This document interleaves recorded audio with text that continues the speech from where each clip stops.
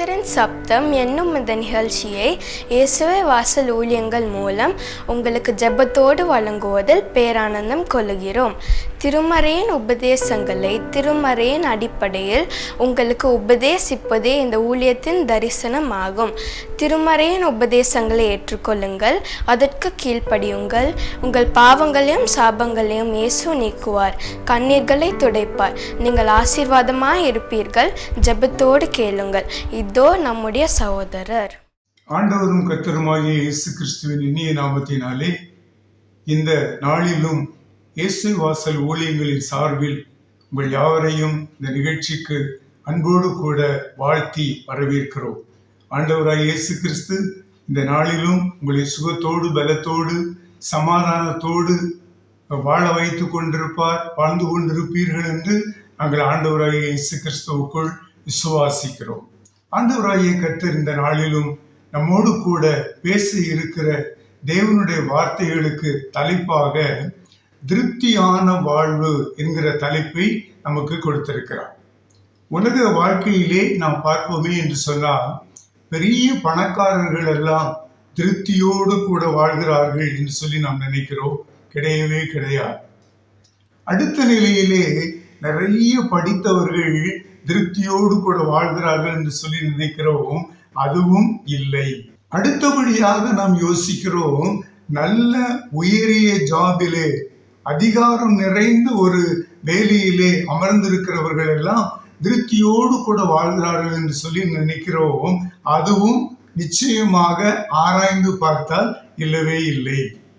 இன்னும் ஒரு படி மேலே போய் அநேகர் நினைக்கிற பழக்கம் உண்டு, அரசியல்வாதிகளுக்கு என்னையா குறை, அவர்கள் எல்லாரும் திருப்தியாக வாழ்ந்து கொண்டிருக்கிறார்கள், அரசியல்வாதிகளுடைய வாழ்க்கை திருப்தியான வாழ்க்கை என்று எண்ணுகிறவர்களும் உண்டு. அருமையான தேவ ஜனமே, இப்படி எந்த நிலையில் உள்ள எந்த மனிதர்களை எடுத்து பார்த்தாலும் சரி, அவர்கள் திருப்தி உள்ள வாழ்க்கை வாழ்கிறார்கள் என்று சொல்லி நாம் சொல்லுவதற்கு முடியவே முடியாது. ஆண்டவராகிய இயேசு கிறிஸ்து பரிசுத்த வேதாகமத்திலே மத்தேயு என்பவர் எழுதின சுவிசேஷத்திலே 5வது அதிகாரம் 6வது வசனத்திலே சொல்லி இருப்பதை தயவு செய்து எடுத்து வாசித்து பாருங்கள். இயேசு கிறிஸ்து சொல்லுகிறார், நீதியின் மேல் பசிதாகம் உள்ளவர்கள் பாக்கியவான்கள், அவர்கள் திருப்தி அடைவார்கள் என்று சொல்கிறார்.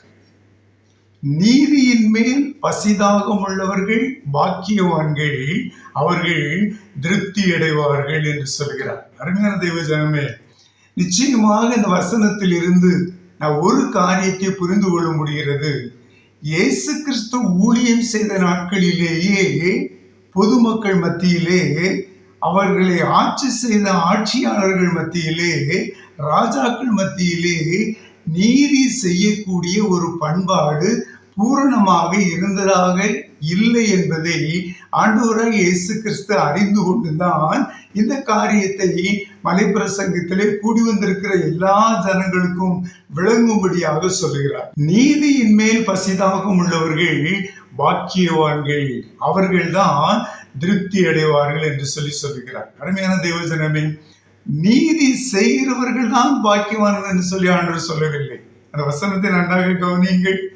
நீதியின் மேல் பசிதாகம் உள்ளவர்கள், நீதி செய்ய வேண்டும் என்று சொல்லி நினைக்கிறவர்கள், முயற்சிக்கிறவர்கள், அவர்கள் எல்லாரும் பாக்கியவான்கள் என்று சொல்லி திட்டவட்டமாக ஆண்டவராகிய இயேசு கிறிஸ்து இந்த இடத்துல நமக்கு சொல்லி இருக்கிறார். அருமையான தேவனுடைய ஜனமே, நம்முடைய வாழ்க்கையை சற்று பின்னிட்டு பார்ப்போம். நாம் எத்தனையாக இது மட்டிலும் வாழ்ந்து வந்திருக்கிற வாழ்க்கையிலே நீதி செய்கிறவர்களாக அல்லது நீதியின் மேல் பசிதாகம் உள்ளவர்களாக நாம் வாழ்ந்து கொண்டிருந்திருக்கிறோம் என்பதை சற்று நாம் யோசித்து பார்ப்போம். கிறிஸ்தவர்களாகிய நாம், குறிப்பாக ரட்சிக்கப்பட்டு பரிசுத்தாவின் அபிஷேகத்தை பெற்றிருக்கிற கிறிஸ்தவர்களாகிய நாம் இந்த பூமியிலே வாழும் மட்டிலுமாக அக்கிரமம் நிறைந்த இந்த சமுதாயத்தின் மத்தியிலே, அநியாயம் நிறைந்த இந்த சமுதாயத்தின் மத்தியிலே வாழ்கிற நீங்களும் நானும் நீதியின் மேல் பசிதாகம் உள்ளவர்களாக நம்மை கொண்டு இந்த சமுதாயத்திற்கு நீதியை வெளிப்படுத்த வேண்டும் என்பதை ஆண்டவராகிய கர்த்தர் நமக்கு திட்டவட்டமாக சொல்கிறார். ஒருவேளை நீங்கள் இப்பொழுது நினைக்கலாம், ஐயா நான் என்னோட பெரிய நீதிமன்றத்திலே நான் நீதிபதியாகவா இருக்கிறேன், அல்லது நீதிமன்றத்திலே நான் ஒரு வக்கீலாகவா இருக்கிறேன், அல்லது தமிழக அரசாங்கத்திலே ஒரு உயரிய அதிகாரம் படைத்த ஒரு எஸ்பி ஆகவா இருக்கிறேன், அல்லது ஒரு IAS அதிகாரியாகவா இருக்கிறேன், நான் நீதி செய்வதற்கு என்று ஒருவேளை நீங்கள் யோசிப்பதற்கும் வாய்ப்பு இருக்கிறது. அருமையான தேவஜனமே, அவர்கள் மட்டும் நீதி செய்ய வேண்டும் என்கிற ஒரு நிலை சமுதாயத்திலே கிடையாது. சமுதாயத்திலே வாழ்கிற எல்லாரும் ஆண்டவருக்கு பிரியமாக வாழ வேண்டும் என்று சொன்னால், திருப்தி உள்ள ஒரு வாழ்க்கை வாழ வேண்டும் என்று சொன்னால், நீதியின் மேல் பசிதாகம் உள்ளவர்களாக இருக்க வேண்டும். பரிசுத்த வேதாகமத்தில் இருந்து 2 சம்பவங்களை உங்களுக்கு எடுத்து வைப்பதற்கு ஆசைப்படுகிறேன். முதலாவது, ஒரு பெரிய ராஜா, அவருடைய பெயர் சாலமோன். இவர் வரலாற்றிலே மிகவும் இடம் பிடித்திருக்கிற ஒரு ராஜா. இவர் எல்லாருக்கும் நமக்கு தெரிந்த ஒரு ராஜா. இந்த ராஜா ஆளுகைக்கு இஸ்ரவேல் தேசத்திலே வந்த பொழுது அவருடைய அரசாட்சியிலே அரண்மனையிலே 2 பெண்கள் சாலமோன் ராஜாவினிடத்திலே ஒரு புகாரை எடுத்துக்கொண்டு வருகிறார்கள். அவர் 2 பேருடைய கையிலும் 2 குழந்தைகள் இருக்கிறது. ஒரு குழந்தை செத்து போன குழந்தை, மற்றொரு குழந்தை உயிரோடு இருக்கிற குழந்தை. செத்து போன குழந்தையை வைத்திருக்கிற அந்த தாய், இந்த குழந்தையானது அந்த ஸ்திரீயினுடைய குழந்தை, அவளுடைய கையிலே உயிரோடு இருக்கிற குழந்தை தான் என்னுடைய குழந்தை என்று பிரார்த்தனை பண்ணுகிறாள். அவள் சொல்லுகிறாள், இல்லை ராஜா, உயிரோடு இருப்பதுதான் என்னுடைய குழந்தை, செத்து போனது அவளுடைய குழந்தை என்று சொல்லி அவள் பிரார்த்தனை பண்ணுகிறாள். ராஜா யோசித்தார், சேவகர்களுக்கு கட்டளை கொடுத்தார், ஒரு வாளை எடுத்துக்கொண்டு வாருங்கள் என்று சொன்னார். வாளை எடுத்துக்கொண்டு வந்தார்கள். ராஜா கட்டளை கொடுத்தார், குழந்தையை 2ஆக பிளந்து இவளுக்கு பாதியும் அவளுக்கு பாதியுமாக கொடுத்து விடுங்கள் என்று சொல்லி தீர்ப்பு சொன்னார். உடனே உயிரோடு இருக்கிற பிள்ளையினுடைய தாய் ராஜாவை மண்டியிட்டு கேட்டுக்கொண்டார், ராஜா, அந்த குழந்தை உயிரோடு இருக்கட்டும், அந்த குழந்தையை வெட்ட வேண்டாம், செத்து போன குழந்தை அப்படியே இருக்கட்டும், என்னிடத்திலேயே இருக்கட்டும், உயிரோடு இருக்கிற குழந்தை அவளோடையே இருக்கட்டும், அதை கொல்ல வேண்டாம் என்று சொல்லி அந்த தாய் ராஜாவினுடைய பாதத்திலே மண்டியிட்டு கெஞ்சி கேட்டுக்கொண்டாள். அதை கேட்ட ராஜா தீர்ப்பளித்தார், உயிரோடு இருக்கிறது தான் அந்த ஸ்திரீயினுடைய குழந்தை, செத்தது இவளுடைய குழந்தை. இந்த குழந்தையை வாங்கி அந்த செத்த குழந்தையை கையில் வைத்திருக்கிற அந்த பெண்ணிடத்திலே கொடுத்து விடுங்கள் என்று சொன்னார். அப்படியே அன்றைக்கு நீதியானது நிறைவேற்றப்பட்டது. ராஜா நீதியாக நியாயம் செய்வதற்கு அவரிடத்திலே நீதியின் மேல் பசிதாகம் இருந்தபடியினாலே சாலமோன் ராஜா அவ்வளவு திட்டமான ஒரு தீர்ப்பை அவர்களுக்கு சொல்லிக் கொடுத்தார். அருமையான தேவஜனமே, இன்றைக்கு நாம் வாழ்கிற நம்முடைய தேசத்திலும் இப்படிப்பட்ட காரியங்கள் தான் நடந்து கொண்டுதான் இருக்கிறது. பல தீர்ப்புகள், லட்சக்கணக்கான கேஸுகள் இன்னும் தீர்ப்பளிக்க முடியாமலேயே இருக்கிறது. சில கேஸுகள் ஏதோ ஒரு நிலையிலே தீர்ப்பளிக்கப்பட்டு கொண்டிருக்கிறது. ஆனால் எல்லாம் நீதியாக தீர்ப்பளிக்கப்படுகிறதா என்று சொல்லி பார்த்தால் அதிலே பல விமர்சனங்கள் இருப்பதை நாம் ஊடகங்களின் மூலமாக அறிய முடிகிறது. அருமையான தேவஜனமே, ஆனால் இயேசு கிறிஸ்து சொல்கிறார், நீங்கள் ராஜாவாக இருந்தாலும் சரி, நீங்கள் நீதிபதியாக இருந்தாலும் சரி, நீங்கள் வக்கீலாக இருந்தாலும் சரி, நீங்கள் ஒரு காவல்துறையிலே ஐஜியாக இருந்தாலும் சரி, அல்லது ஒரு மாவட்டத்திலே கலெக்டராக இருந்தாலும் சரி, நீங்கள் யாராக இருந்தாலும் சரி, இன்னும் ஒரு நிலையிலே யோசித்து பார்த்தால் எந்த பொறுப்பில் இருக்கிற ஒரு மனிதராக மனுஷியாக நீங்கள் இருந்தாலும் சரி, நீங்கள் எல்லாரும், உங்கள் எல்லாருக்கும் நீதியின் மேல் பசிதாகம் இருக்க வேண்டும், நீதி செய்வதிலே விருப்பம் இருக்க வேண்டும், அநியாயத்திற்கு எதிர்த்து நிற்க வேண்டும் என்று சொல்லி ஆண்டவராய் இயேசு கிறிஸ்து சொல்கிறார். இயேசு கிறிஸ்துவை அறிந்திருக்கிற நீங்களும் நானும் எந்த நிலையில் இன்றைக்கு இயேசு கிறிஸ்துவுக்காக வாழ்ந்து கொண்டிருக்கிறோம்? நம்முடைய கிறிஸ்தவ அலுவலகங்களிலே நீதி நடக்கிறதா? யோசித்து பாருங்கள். நம்முடைய கிறிஸ்தவ அலுவலக அப்பாயின்மெண்டிலே, டிரான்ஸ்பரிலே நீதி நடக்கிறதா? யோசித்து பாருங்கள். நம்முடைய திருமண்டலங்களிலே நடைபெறுகிற தேர்வு என்று சொல்லி வைப்பது வேத வசனத்தின் அடிப்படையிலே நீதியானதா? யோசித்து பாருங்கள். இதன் மேல் இந்த நிலைகளிலே நமக்கு பசி தாகம் இருக்கும் பொழுதுதான் நாம் திருப்தி அடைவோம் என்று வேதவசனம் திட்டவட்டமாக சொல்கிறது.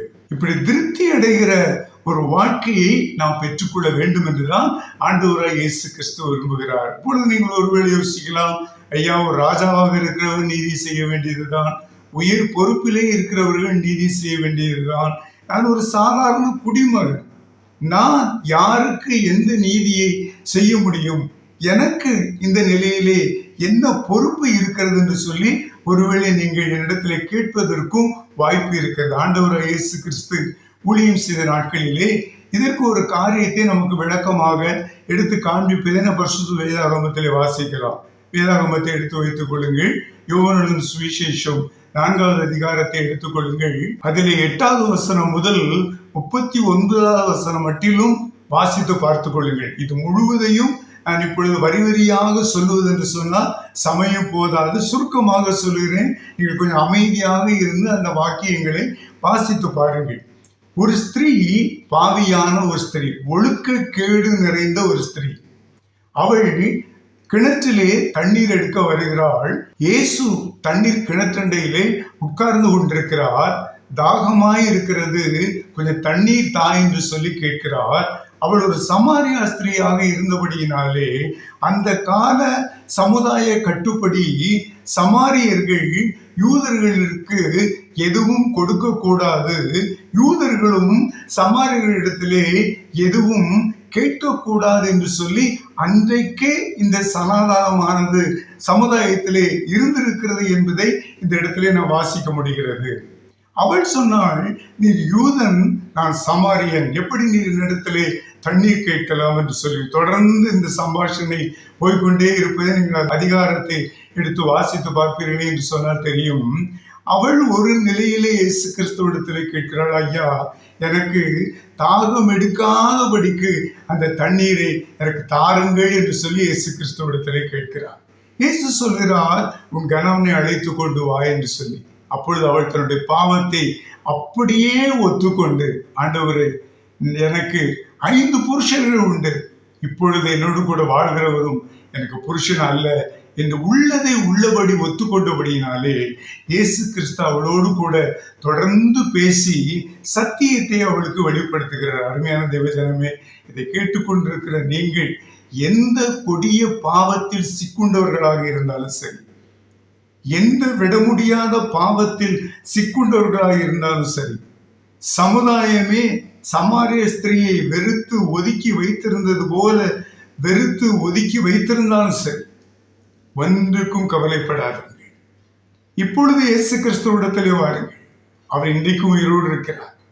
இயேசு கிறிஸ்து சொல்கிறார், வெளிப்படுத்தின விசேஷம் 1வது அதிகாரம் 18வது வசனத்திலே, மரித்தேன், ஆனாலும் இதோ சதாகாலங்களில் உயிரோடு இருக்கிறேன் என்று சொல்கிறார். மட்டுமல்ல, நான் உன்னை விட்டு விலகுவதும் இல்லை, உன்னை கைவிடுவதும் இல்லை என்று சொல்லி ஆண்டவராய் இயேசு கிறிஸ்து தீர்க்கதரிசியை கொண்டு நமக்கு வாக்கு கொடுத்திருக்கிறார். நீங்கள் எப்படிப்பட்டவர்களாக இருந்தாலும் சரி, சமாரிய ஸ்திரீயை போல உள்ளதை உள்ளதென்றும் இல்லாததை இல்லாததென்றும் அப்படியே ஒத்துக்கொண்டு இயேசு கிறிஸ்துவுக்கு உங்களை இப்பொழுது அர்ப்பணிப்பீர்களே என்று சொன்னார். இயேசு உங்களுக்கு ஒரு திருப்தியான வாழ்க்கையை கொடுப்பதற்கு ஆயத்தமாக இருக்கிறார். அந்த ஸ்திரீயோடு கூட இயேசு பேசினார், நீங்கள் அறியாததை தொழுது கொண்டிருக்கிறீர்கள், நாங்கள் அறிந்ததை தொழுது கொண்டிருக்கிறோம். அருமையான தேவஜனமே, நம்மோடு கூட ஒரு பெரிய கூட்ட ஜனங்கள் இந்தியாவிலே 140 கோடியாக வாழ்ந்து கொண்டிருக்கிறார்கள். இவர்களிலே அநேக, கிட்டத்தட்ட 95% மேலான ஜனங்கள் அறியாததை தொழுது கொண்டிருக்கிறார்கள். கிறிஸ்தவர்களாகிய நீங்களும் நானுமோ இயேசு கிறிஸ்து சொன்னது போல அறிந்தவரை, தெரிந்தவரை, உயிரோடு இருக்கிறவரை தொழுது கொண்டிருக்கிறோம். இதுதான் நமக்கும் மற்ற பேருக்கும் உள்ள ஒரு பெரிய வித்தியாசம். இயேசு அதை அந்த சமாரிய ஸ்திரீக்கு கற்றுக் கொடுத்தார். நாங்கள் அறிந்ததை தொழுது கொள்கிறோம், நீங்கள் அறியாததை தொழுது கொண்டிருக்கிறீர்கள் என்று சொல்லி.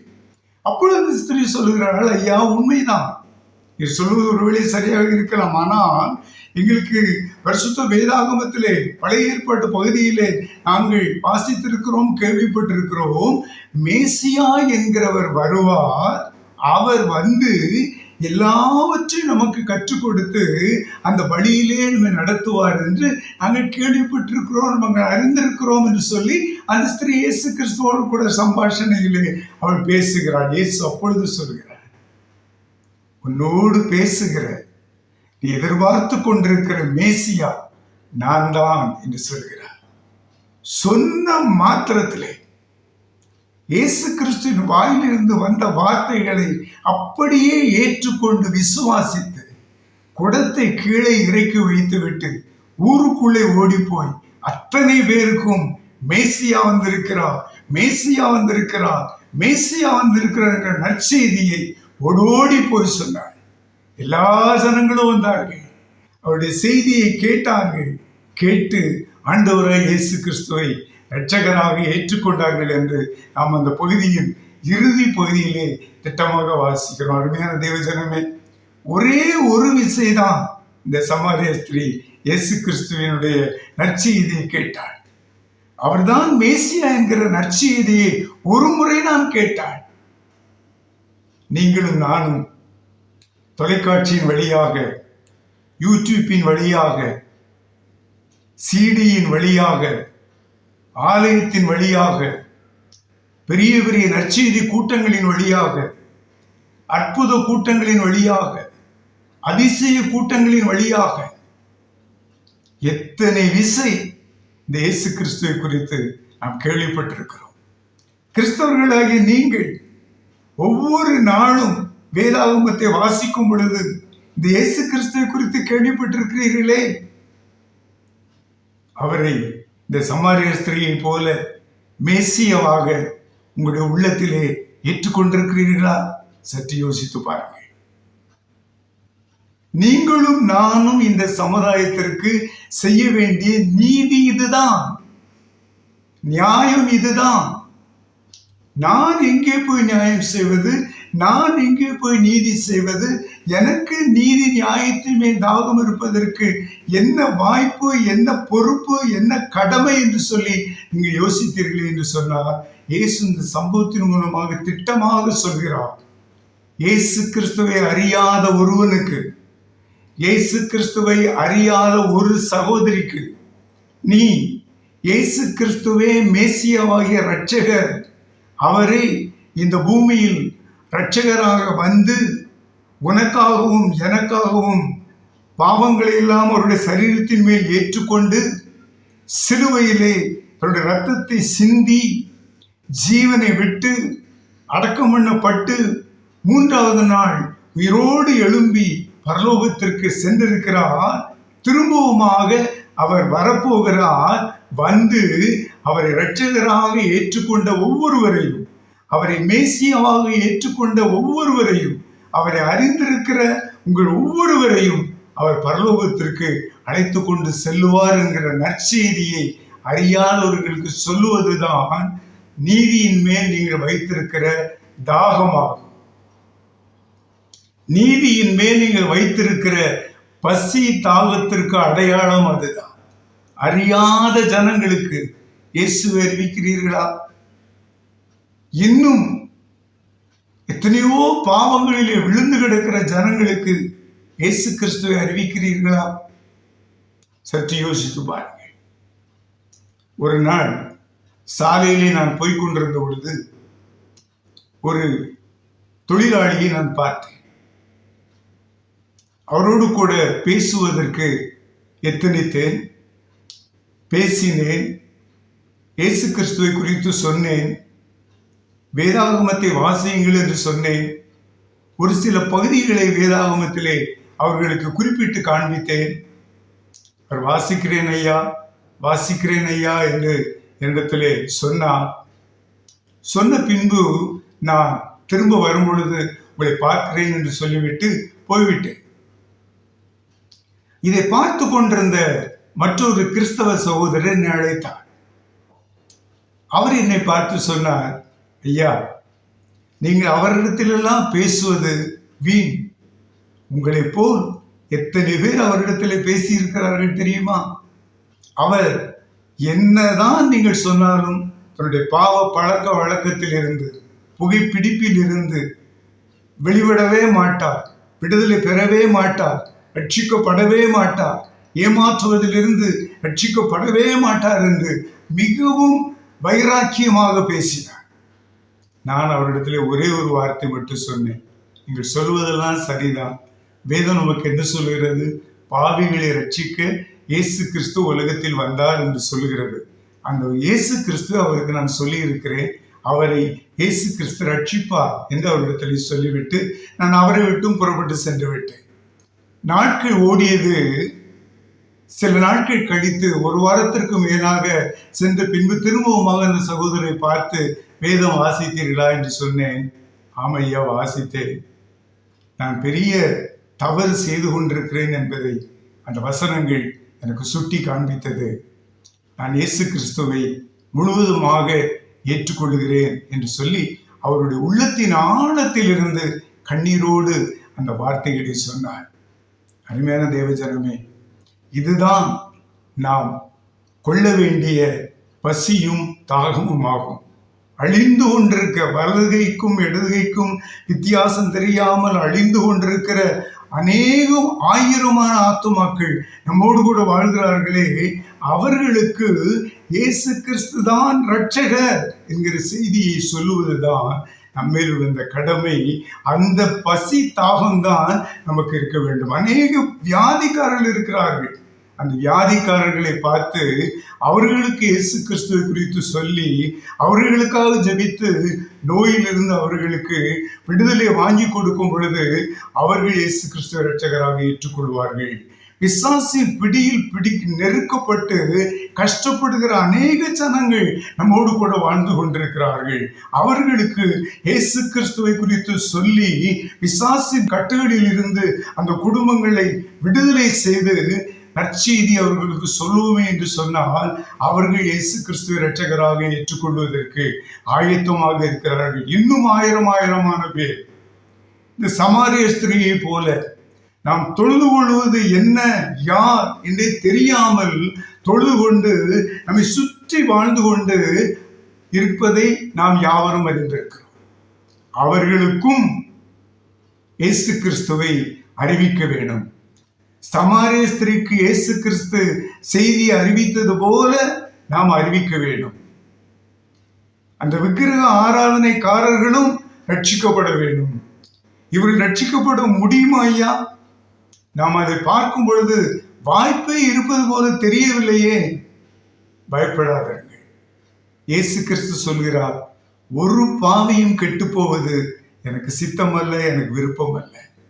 ஒரு இந்தியனும் கெட்டு போவது எனக்கு விருப்பம் அல்ல என்று சொல்லி இயேசு கிறிஸ்து திட்டவட்டமாக சொல்கிறார். அந்த வார்த்தையை இயேசு கிறிஸ்து இந்திய தேசத்திலே, தமிழகத்திலே நிறைவேற்ற வேண்டும் என்று சொன்னார். நீயும் நானும் அறியாதவர்களுக்கு, நோய்வாய்ப்பட்டிருக்கிறவர்களுக்கு, பாவத்திலே விழுந்து மாண்டு கொண்டிருக்கிறவர்களுக்கு, பிசாசின் பிடியினால் நெருக்கப்பட்டு கொண்டிருக்கிற ஒவ்வொரு ஜனத்திற்கும் நீதி செய்யும்படியாய், நியாயம் செய்யும்படியாய், பசி உள்ளவர்களாய், தாகம் உள்ளவர்களாய் நற்செய்தியை அறிவிப்பது நமக்கு திருப்தியான வாழ்க்கையை கொண்டு வருகிற ஒரு காரியமாக இருக்கும் என்பதை வேத வசனத்தின் அடிப்படையிலே சரியாக புரிந்து கொள்ளுங்கள். நீதியின் மேல் பசிதாகம் உள்ளவர்கள் பாக்கியவான்கள். அப்படி நீதியின் மேல் பசிதாகத்தோடு சுவிசேஷத்தை நீங்கள் எல்லா ஜனங்களுக்கும் அறிவிப்பதற்கு எழும்புவீர்களே என்று சொன்னால் நீங்கள் பாக்கியவான்களாக இருப்பீர்கள். அதோடு கூட மட்டுமல்ல, உங்கள் வாழ்க்கையில் முழு திருப்தியோடு கூட வாழ முடியும் என்பதையும் கர்த்தராகிய இயேசு கிறிஸ்துவின் நாமத்தினாலே திட்டவட்டமாக உங்களுக்கு சொல்லிக் கொடுக்கிறேன். இம்மட்டிலும் நீங்கள் உங்களுடைய வாழ்க்கையிலே எவ்வளவு வெறுப்போடு வாழ்ந்தாலும் சரி, இது என்ன வாழ்க்கையா என்று சலிப்போடு வாழ்ந்தாலும் சரி, இன்றைக்கு நீங்கள் தீர்மானியுங்கள், நான் கிறிஸ்துவை அறியாதவர்களுக்கு அவர்கள் மேல் பசிதாகம் உள்ளவனாய் நீதியை, இயேசு கிறிஸ்துவை, மேசியாவை வேதத்தின் அடிப்படையிலே காட்டுவேன், சொல்லுவேன். எனக்கு ஆண்டவராய் இயேசு கிறிஸ்து வாக்கியத்தை தருவார், எனக்கு திருப்தி உள்ள வாழ்க்கையை தருவார் என்று விசுவாசித்து ஏற்றுக்கொண்டு செயல்படுவதற்கு உங்களை அர்ப்பணியுங்கள். இயேசு கிறிஸ்து அநேக ஆத்துமாக்களை உங்களுக்கு சொந்தமாக கொடுப்பதற்கு ஆயத்தமாக இருக்கிறார். கண்களை மூடி ஒப்பு கொடுத்து ஜெபிப்போமா? கிருபை நிறைந்த நல்ல ஆண்டவரே, ஜெப நேரத்திற்காக உமக்கு ஸ்தோத்திரம் சொல்லுகிறோம். யார் யார் அழிந்து கொண்டிருக்கிற என்னுடைய இந்திய தேசத்தின் மேல் பசிதாகம் உள்ளவர்களாய், எனக்கு சமயம் வாய்த்தாலும் வாய்க்காவிட்டாலும் நான் சுவிசேஷத்தை நீர் சமாரிய ஸ்திரீக்கு அறிவித்தது போல நானும் அறிவிப்பதற்கு என்னை முற்றிலுமாக தாழ்த்தி கொடுக்கிறேன். ஆண்டவரே, திருப்தியற்ற ஒரு வாழ்க்கை வாழ்ந்து கொண்டிருக்கிறேன், ஆசீர்வாதம் இல்லாமல் வாழ்ந்து கொண்டிருக்கிறேன்.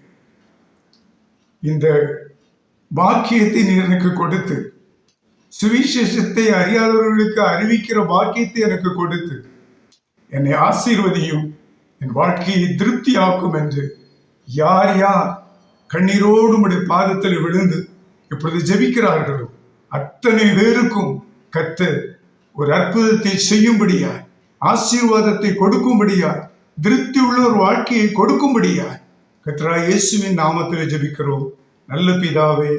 ஆமென், ஆமென். இந்த நிகழ்ச்சி உங்களுக்கு ஆசீர்வாதமாக இருந்திருக்கும் என்று கர்த்தருக்குள் நம்புகிறோம். எங்கள் முகவரி